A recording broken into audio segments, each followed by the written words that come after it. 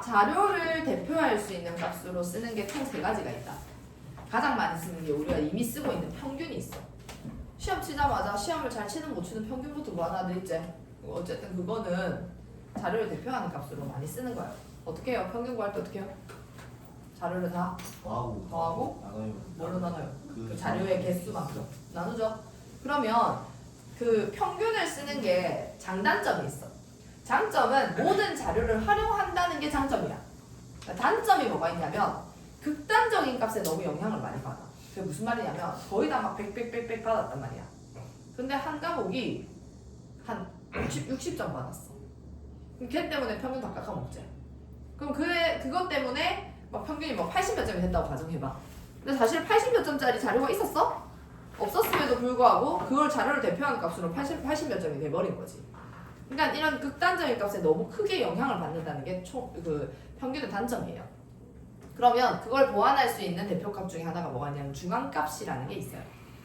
중앙값은 뭐냐면 자료를 크기 순서대로 다시 쫙 나열을 했을 때 정중앙에 있는 값을 대표값으로 쓰는 게 중앙값이야. 근데 정중앙에 만약에 뭐 자료가 짝수게 있으면 정중앙에 자료가 두 개가 있죠. 그럼 그때는 대표값을 뭐라냐면 그 둘의 평균을 구하면 돼요. 홀수계면 정중앙에 하나밖에 없으니까 그 수를 대표값으로 쓰겠다는 거예요. 근데 중간에 두 개가 있으면 두 개의 평균을 구하시면 돼요. 그러면 중앙값은 극단적인 값, 제일 작거나 제일 큰 값은 어차피 양 끝으로 밀려나 있잖아. 극단적인 값에는 영향을 받지 않죠. 어차피 정중앙값만 바로 대표값을 써버리니까. 극단적인 값은 양 끝으로 몰려 있을 거니까. 뭔 말인지 이해가요?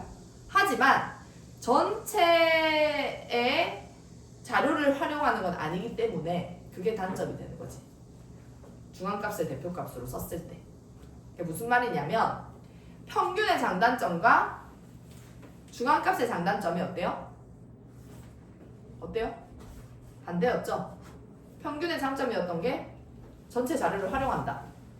근데 중앙값의 단점이 전체 자료를 활용하지는 않는다. 정중앙값만 대표로 써버리기 때문에. 그 다음 평균의 단점은 극단적인 값에 영향을 받는다.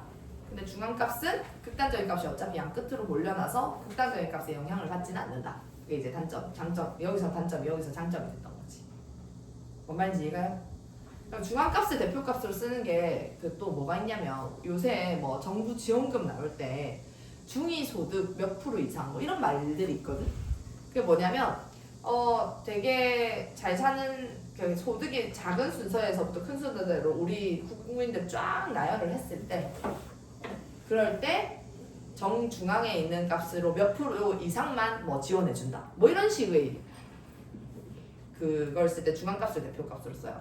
왜냐면 우리나라에 그 엄청 극단적으로 부자인 사람들 있지. 그 사람들 때문에 우리의 전체 소득 자체가 평균이 올라갈 수가 있단 말인 거야. 그래서 그 극단적인 사람들, 진짜 못 살고 진짜 잘 사는 사람들 때문에 이 중간층이 모호해진 거야. 그 평균이 다 같이 올라가 버린 거야.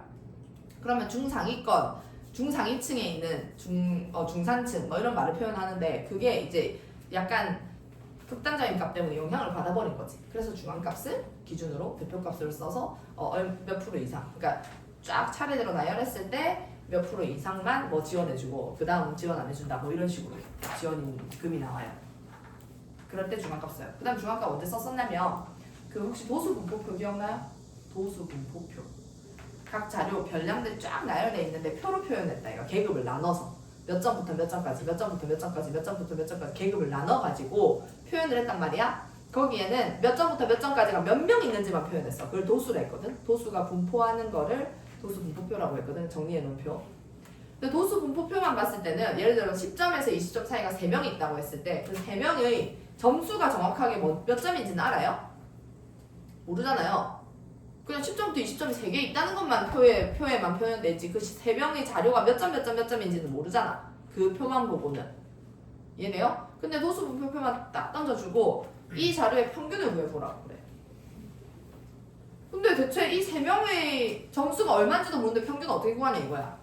그럴 때 계급값 기억나요? 계급값 10점과 20점 사이의 계급의 계급값은 그 계급값의 정중앙값 한마디로 15를 계급값으로 표현을 해요. 무슨 말이냐면 15점이 3명이 있다 생각하고 그 다음 계급도 그 계급의 정중앙에 있는 값이 몇 명 있다 생각하고 그렇게 해서 평균을 구하라고 해. 그러니까 중앙값을 대표값으로 설정을 해서 그러니까 계급값이 결국 중앙값인 거지.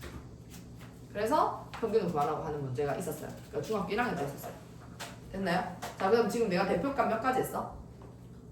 평균하고 또 뭐 중앙값 2가지 했지? 하나 남은 게 최빈값이에요. 최빈 말만 들어도 뭔 거 같아? 가장 많이 나온 거. 많이 나온 거. 무슨 말이냐면 네가 제일 좋아하는 과일 뭐야? 사과. 사과,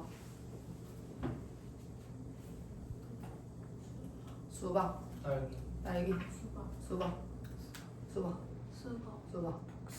복숭아, 사과, 딸기, 저요. 망고. 전 다 좋아합니다. 하나만. 다 좋아합니다. 하나만. 뭐가 있지? 바나나요. 바나나. 바나나, 사과요. 사과. 채빈가 뭐야? 우리들 자료를 가지고 제일 좋아하는 과일을 했을 때 수박이 제일 많이 나왔지. 바나나. 그러면 대표값은 수박을 대표값으로 정하겠다는 거야. 왜냐하면 채빈값으로 대표값을 정했을 때. 그럼 채빈값을 대표값으로 정할 때가 언제가 있냐면 이렇게 제한돼 있는 몇 개 안 나잖아. 과일의 종류가 사실 좋아하는 과일의 종류가 막 엄청 다양하지 않잖아. 예를 들어 수박 2명 나왔어. 딸기도 2명 나왔어. 다 2명씩 나왔어. 더 많은 게 있었어? 아니요. 그럼 채빈값 없는 거야. 그럼 그걸 대표값으로 쓰기엔 좀 애매해. 이해돼요? 그러면 이랬다면 수박이 2개 나왔어. 다른 건 다 1개씩 나왔어. 그럼 채빈값은? 수박. 그래도 하나라도 더 많은 수박이 대표값인 거야. 이해돼요? 또 만약에 아까 금방 말했듯이 다 2개 다 2개였다. 그럼 채빈값은 없다라고 표현합니다. 그럼 수박 2개, 딸기 2개 나왔어. 다른 건 다 1개씩이야. 그럼 채빈값은? 2개. 수박하고 딸기 2개 다 쓰면 돼요. 이해돼요? 그러니까 선호도 조사, 뭘 더 좋아하는지 뭐 이런 부분에 대해서는 채빈값을 이렇게 대표값으로 쓰는 경우가 많다. 그리고 자료가 엄청 많을 때, 그러니까 예를 들면 우리 학교 전체에 좋아하는 과일을 쓸 땐 채빈값을 대표값으로 쓰는 게 좋다. 그러니까 자료 개수가 그렇게 많지 않으면 채빈값이 별로 의미가 없어. 여기까지 이해됩니까? 네. 이게 대표값의 종류를 얘기한 거고 그 대표값을 가지고 뭐 다루는 문제가 나와요. 그 다음 나오는 게 뭐냐면요.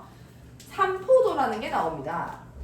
삼포도가 뭐냐면 삼포도의 뜻을 먼저 읽어줄게. 별량이 뭐냐면 각 자료에 그러니까 예를 들어 우리의 수학 점수를 가지고 수학 점수라는 자료를 가지고 조사를 한다면 각자 수학 점수를 얘기해. 그게 별량이야. 형준이 점수, 그다음에 지연이 점수, 성현이 점수 이런 애들이 다 별량이네. 그 별량들이 대표값을 중심으로 대표값은 아까 3종류 있었지? 맞지? 뭐 있었노? 평균이나 중심. 뭐 채비값이나 중간값 3가지가 있었지? 네. 그 3가지 중에 사실은 여기서 우리가 배울 삼포도는 지금 내가 그 분산하고 표준 편차를 얘기를 할 거거든요. 근데 분산이랑 표준 편차는 대표값으로 평균을 써요. 무슨 말이냐? 각 별량들이 대표값 평균을 중심으로 각 별량들이 얼마나 흩어져 있는지를 수 하나로 표현한 거, 그거를 삼포도라고 할 거예요. 그러고 그 삼포도의 종류 중에 이제 우리는 2종류를 배울 건데 이게 분산하고 표준 편차예요. 물론 당연히 이거 2개 이외에 다른 걸 배우진 않아요. 고등학교 올라간다 치더라도. 네. 자, 다시 얘기할게요. 뭐 별량들이 어떻다? 누구를 중심으로? 평균을 중심으로 어떻게 떨어져 있는 정도를 수 몇 개로? 2개. 수 하나로 표현한 거. 그걸 뭐라고 한다고? 삼포도라 하고 삼포도의 종류 중에 요즘 2종류를 배울 건데 하나는 요즘 분산하고 표준 편차 이렇게 2가지를 배울 거다. 이해돼요? 자, 그러면 분산하고 표준 편차가 뭔지 바로 설명을 먼저 할게요. 10점, 12점, 32, 51, 62. 너무 크나? 이런 자료 여기 있는 걸로 하자. 8, 6, 10, 7, 9. 그럼 별량이 몇 개야? 5개. 5개가 있어. 이 별량을 가지고 뭘 구하랬냐면 분산을 구하랬어. 분산이랑 표준 편차를 두 개 다 구하랬어. 분산과 표준 편차는 일단 삼포도의 종류 중에 하나죠.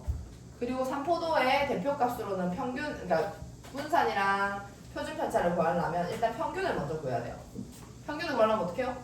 왜요? 더하고 8 더하기 6 더하기 10 더하기 7 더하기 9 나누기 5. 뭐죠? 14, 24, 40. 40, 8인가? 네. 맞나? 네. 그러면 내가 아까 뭐랬노? 평균을 중심으로 얘를 중심으로 얘네들이 각 별량들이 얼마나 떨어져 있는지 얼마나 흩어져 있는지 그러면 8을 기준으로 얼마나 떨어져 있어? 0. 그거를 편차라고 할 거야. 편차가 뭐냐면 평균과 별량의 차이야. 근데 별량에서 평균을 뺄 거야. 그러면 각 별량이 여기 있어. 여기서 평균 아까 구했지? 네. 얼마였지? 8이었지. 그럼 얘 편차는 별량 빼기 평균 얼마 차이나? 0. 0 떨어져 있다는 소리인 거야. 평균을 기준으로 0 떨어져 있어. 그 다음에 얘는 평균을 기준으로 마이너스 2. 얘 평균은 2. 얘는 3 마이너스 1. 얘는 1. 일. 얘네들이 뭐라고요? 편차 편차가 된다고요. 맞아요? 편차의 특징은 뭐냐면 편차는 양수가 나올 수도 있고 음수가 나올 수도 있고 0일 수도 있어요. 편차가 0이라는 소리는 별량이 평균과 동일했다는 소리인 거고 편차가 양수라는 소리는 별량이 평균보다는 더 큰 별량이었다는 소리인 거고 무슨 말인지 이해가요? 네. 근데 편차들의 특징이 있어요. 편차들은 어때요? 합이 무조건 0이에요. 와 맞네 당연히 그럴 수밖에 없는 게 왜냐면 평균을 기점으로 떨어진 정도들이 합쳐진 게 다시 반반하게 만들어지니까 평균이 8이 된 거다 얘가. 무슨 말인지 알겠나? 그래서 별량은 무조건 합치면 0이 돼요. 근데 나는 지금 뭘 했냐면 평균을 기점으로 각 별량이 떨어진 정도만 표현 안 됐지 그 떨어진 게 2냐 마이너스 2냐는 중요하지 않아. 둘 다 어쨌든 이만큼 떨어져 있잖아. 평균을 기점으로. 그러면 얘가 플러스 2냐 마이너스 2냐를 구분하지 않기 위해서는 얘네들을 다시 어떻게 해버렸냐면 편차들을 다 어떻게? 제곱을 했어. 제곱을 하면 플러스 2냐 마이너스 2냐 구분 안 되잖아. 네. 구분 안 하고 싶은 거야. 왜? 평균에서 떨어진 정도만 표현 안 됐지 잘했냐 못했냐는 굳이 따지진 않을 거다 이 말인 거야. 그래서 다 제곱을 한 거야. 0, 4, 4, 1, 1이 되죠? 편차의 제곱을 한 거를 나는 지금 이거를 한 수로 표현하고 싶어. 하나의 수를. 흩어진 정도가 이 정도 됐는데 이 수를 한 수로 표현하는데 제일 적합한 게 누가 있어? 누가 있어? 평균을 구하면 되지. 이렇게 많은 자료를 한 수로 표현할 때는 얘네들의 평균을 구하면 될까 이거? 오. 편차 제곱을 평균을 구하면 뭐가 돼요? 이거 10 나누기 몇 개요? 5. 그래서 뭐예요? 2. 이걸 뭐라고 하는데? 이거를 분산이라고 할 거예요. 됐어요? 네. 분산은 그럼 뭐라고? 다시 뭘 구해야 된다고? 편차 맨 처음에 뭘 구해야 돼? 평균 평균을 먼저 구해야 돼. 평균을 구하면 그 다음 뭘 구한다? 편차 편차를 구할 수 있다. 그 다음에 편차들이 플러스냐 마이너스냐를 그냥 구분하지 않기 위해서 그걸 다 뭘 시켜버린다? 제곱 편차를 제곱한 다음에 뭘 구한다? 그 값들의 평균을 구한다. 그래서 분산의 뜻은 편차의 제곱의 평균 이렇게 말하면 돼 안 돼? 돼 안 돼? 편차의 제곱의 평균이 분산이다. 맞아 안 맞아? 돼요. 그래서 분산은 뭐다? 2. 표준 편차는 여기서 루트만 씌우면 돼요. 오. 표준 편차는 어떻게 한다고요? 분산에서 루트만 씌우면 돼요. 그걸 뭐라고 하면 될까요? 표준 편차 제곱근이죠. 분산 누구의? 분산이죠. 분산의 양의 제곱근이라고 표현해요. 와. 표준 편차는 분산의 뭐다? 양의 제곱근이라고 표현을 할 거예요. 왜 근데 굳이 다시 양의 제곱근을 구해? 이것만 하면 되지 굳이 이걸 하는 게 필요하나? 도 쓸 때가 있다. 왜 했을까? 얘 아까 제곱을 해버렸다 얘가. 예. 맞지? 편차를 제곱을 해버렸다 얘가. 그래서 다시 제곱근을 돌리는 거야. 수를 키워놨다 얘가. 그래서 표준편. 근데 이 둘이가 의미하는 바가 다르진 않아. 의미하는 바는 동일해요. 이해돼요? 그 대신 조금 특이한 게 뭐냐면 분산을 구하라고 할 때는 여기 나중에 보시면요. 분산을 구하라고 할 때는 여기에 단위를 쓰지 않아. 하지만 표준 편차에는 단위를 써요. 시험. 왜냐면 별량을 다 제곱을 해버렸다 얘가. 점을 쓴 거야 점. 예를 들어 이게 점 8점, 6점, 10점, 7점, 9점을 의미한다. 그러면 여기 있는 점을 써요. 평균을 구해라. 한 평균도 아까 평균이 뭐였지? 8이었지? 8점 뭐 이런 식으로 써요. 이해돼요? 뭐 회였다. 그럼 회 이렇게 단위를 써야 돼요. 근데 분산에는 단위가 없어요. 그냥 숫자만 이렇게 써놨어요. 왜냐면 별량을 다 제곱을 해놨기 때문에 이 별량 당장 이 몇 회랑 관련 있는 수가 아니라 얘를 다시 제곱근을 구해서 수를 다시 줄여요. 제곱한 걸 다시 빼야지. 물론 똑같진 않아. 그러니까 이렇게 해야지만 이 회차랑 약간 관련 있는 자료값이 되기 때문에 여기서는 단위를 쓰는데 저기 단위를 안 써요. 뭐 굳이 엄연히 따지자면 그 이유를 설명해 보자는 그렇다는 소린 거야. 이해돼요? 그래서 단위를 표준 편차를 쓸 때 쓰고 분산을 안 써요. 됐어요? 분산은 대체 뭐 할 때 필요한데 왜 하는데 이걸? 분산이든 표준 편차는 의미하는 바가 다르진 않댔다 얘가 내가. 왜 하는데? 중요한 거.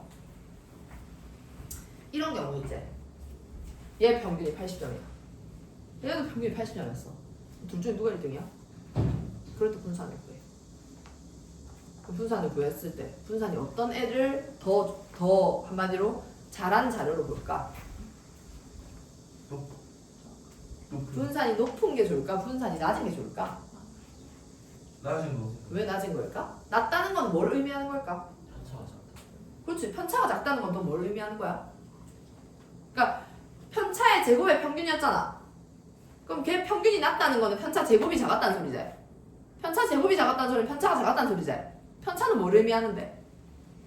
별량과 평균의 차이잖아. 그럼 별량들이 평균이랑 어떻다? 차이가 별로 안 난다. 그러면 그 평균 점수에 많이 모여있다 이 소리 아닙니까? 이해돼요? 이해돼요? 네. 그거를 더 좋은 자료로 봐요. 이해돼요? 네. 세훈아 잠깐만 무슨 말인지 알겠어요? 분산이 어떨수록? 적을수록 더 좋은 자료를 봐요. 그걸 뭐라고 하냐? 좋은 자료라는 걸 어떻게 표현하냐면 더 고른 분포라고 표현해요. 고른 분포 집중. 고른 분포가 뭐죠? 각 별량들이 어떨수록?